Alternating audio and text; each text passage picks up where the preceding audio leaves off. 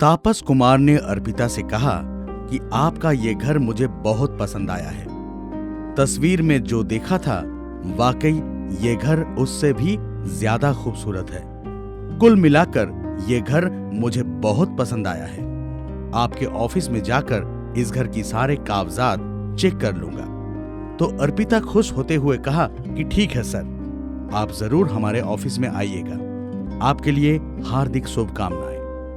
तापस कुमार ने कहा ठीक है। ये कहने के बाद तापस कुमार वापस चले गए। अर्पिता रास्ते में आते ही एक रिक्शा वाले ने अपनी रिक्शा रोककर उसे कहा, दीदी मैं असल में। तो अर्पिता ने कहा कि भाई मैं नहीं जाऊंगी। रिक्शा वाले ने कहा कि दीदी मैं असल में कहना चाहता था कि। अर्पिता गुस्से में आकर बोली, अरे अजीब बात है, मैंने कहा ना कि मैं नहीं जाऊंगी। क्या आपको मेरी बातें समझ में नहीं आ रही है? तो उस रिक्शे वाले ने कहा कि असल में दीदी मैं ये फ्लैट खरीदने जा रहा था। अब अर्पिता आग बबूला होकर कहा, क्या आप मेरे साथ मजाक कर रहे हैं? देखिए मेरे पास इतना वक्त नहीं है कि मैं आपके साथ मजाक कर सकूं। तो रिक्शे वाले ने कहा कि नहीं, मैं सचमुच ही ये फ्लैट खरीदने जा रहा था। आप मुझे अंदर ले जाकर थोड़ा फ्लैट दिखाइए। फिर अर्पिता हैरान होकर कहा, अजीब बात है, चलाते हैं रिक्शा और बातें करते हैं फ्लैट खरीदने की। अरे भिखारी, तेरी औकात है फ्लैट खरीदने की? तो रिक्शा वाले ने कहा कि दीदी पैसे का बंदोबस्त हो जाएगा। अर्पिता ने कहा, फ्लैट क्या मोतीचूर के लड्डू हैं जो 200-300 में मिल जाएंगे?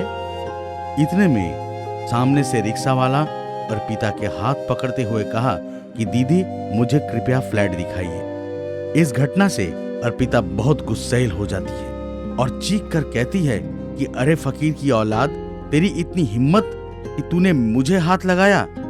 ये बातें कहकर अर्पिता ने उस रिक्शे वाले को एक जोर का तमाचा मारा और उसके बाद धक्का देते हुए उन्हें मिट्टी में गिरा दिया। तभी उस फ्लैट के मालिक मिस्टर अनिल सामने आकर खड़ा हो जाते हैं। उन्होंने उस रिक्शे वाले को उठाकर कहा, अरे अरे, आपको कहीं चोट तो नहीं लगी?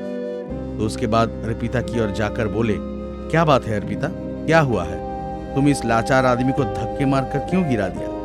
तब अर्पिता ने कहा कि अरे सर देखिए ना, आज एक क्लाइंट आए थे, इनको ये फ्लैट बहुत पसंद आया है और वो बातें भी फाइनल कर चुके हैं। अब कहां से ये रिक्शा वाले आकर ये कह रहे हैं कि ये फ्लैट उन्हें चाहिए, वो खरीदेंगे?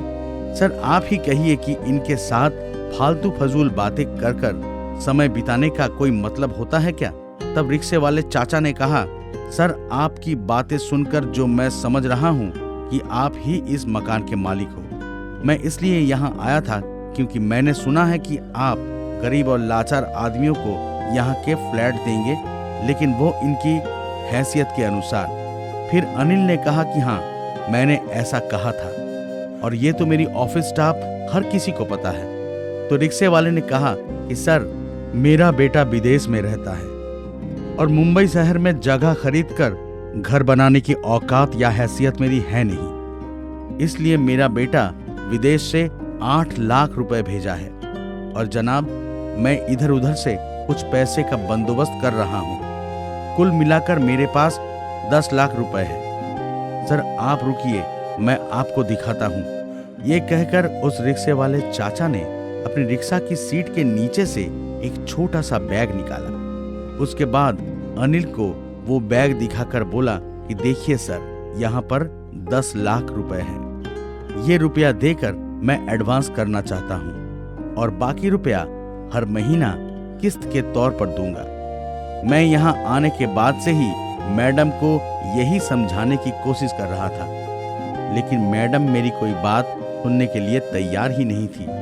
उल्टा मुझे थप्पड़ मारकर धक्के देकर गिरा दिया। सब सुनने के बाद अनिल ने कहा, छी छी अर्पिता, मुझे तुमसे यह उम्मीद नहीं थी। तुमने ये काम कैसे किया?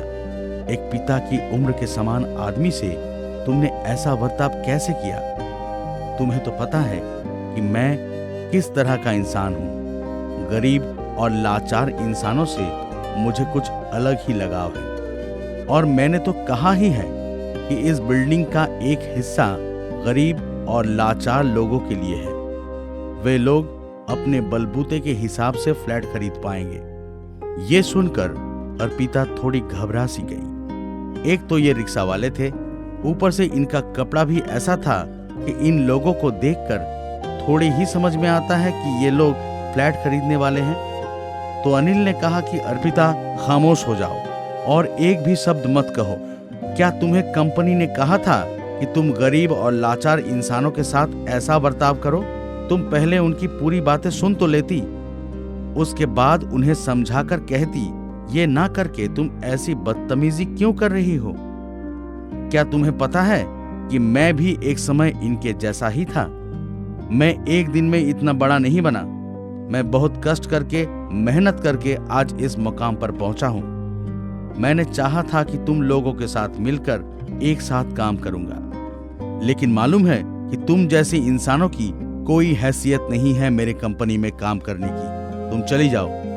फिर अर्पिता ने माफी मांगते हुए कहा कि मुझसे गलती हो गई है, मुझे माफ कर दीजिए। अनिल ने कहा, सॉरी, मैं तुम्हारे जैसे इंसान को माफ नहीं कर सकता, तुम जा सकती हो। अर्पिता के जाने के बाद अनिल उस रिक्शे वाले चाचा के कंधे पर हाथ रखकर कहा कि चलिए, मैं आपको पूरा घर घुमा कर दिखाता हूं। तब वो रिक्शा वाले चाचा खुश होकर कहा कि अच्छा।